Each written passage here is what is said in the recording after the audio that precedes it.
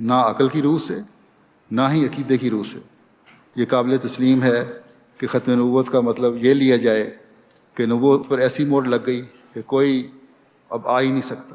وہی بالکل ختم ہو گئی۔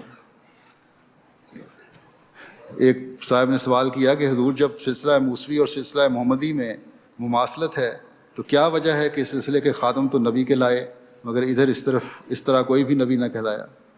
حضرت مسیح علیہ السلام نے فرمایا کہ مشابہت ضروری نہیں ہے کہ مشبہ اور مشبہ بہی بالکل آپس میں ایک دوسرے کے عین ہوں اور ان کا ذرا بھی آپس میں خلاف نہ ہوں۔ ہم جو کہتے ہیں کہ فلاں شخص تو شیر ہے، تو اب اس میں کیا بھلا ضروری ہے کہ اس شخص کے جسم پر لمبے لمبے بال بھی ہوں، 4 پاؤں بھی ہوں اور دم بھی ہو اور وہ جنگلوں میں شکار بھی کرتا پھرے؟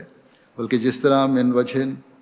تشابہ ہوتا ہے ویسا ہی من وجہ مخالف بھی ہونا ضروری ہے۔ اللہ تعالیٰ نے کنتم خیر امت تو ہمیں وہی فرمایا ہے،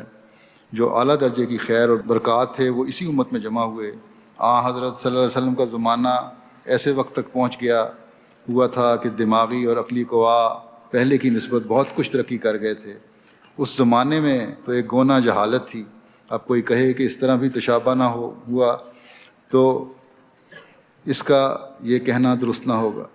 نبوت جو اللہ تعالیٰ نے اب قرآن شریف میں حضرت صلی اللہ علیہ وسلم کے بعد حرام کی ہے، اس کے یہ معنی نہیں ہیں کہ اب اس امت کا کوئی خیر و برکت ملے گی ہی نہیں اور نہ اس کو شرف مکالمات اور مخاطبات ہوگا، بلکہ اس سے مراد یہ ہے کہ حضرت صلی اللہ علیہ وسلم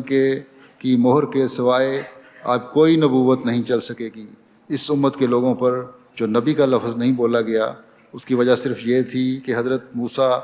کے بعد تو نبوت ختم نہیں ہوئی تھی، بلکہ ابھی حضرت صلی اللہ علیہ وسلم جیسے عالی جناب اولو العزم صاحب شریعت اور کمال آنے والے تھے، اسی وجہ سے ان کے واسطے یہ لفظ جاری رکھا گیا۔ مگر حضرت صلی اللہ علیہ وسلم کے بعد چونکہ ہر ایک قسم کی نبوت بجز حضرت صلی اللہ علیہ وسلم کی اجازت کے بند ہو چکی تھی، اس واسطے ضروری تھا کہ اس کی عظمت کی وجہ سے وہ لفظ نہ بولا جاتا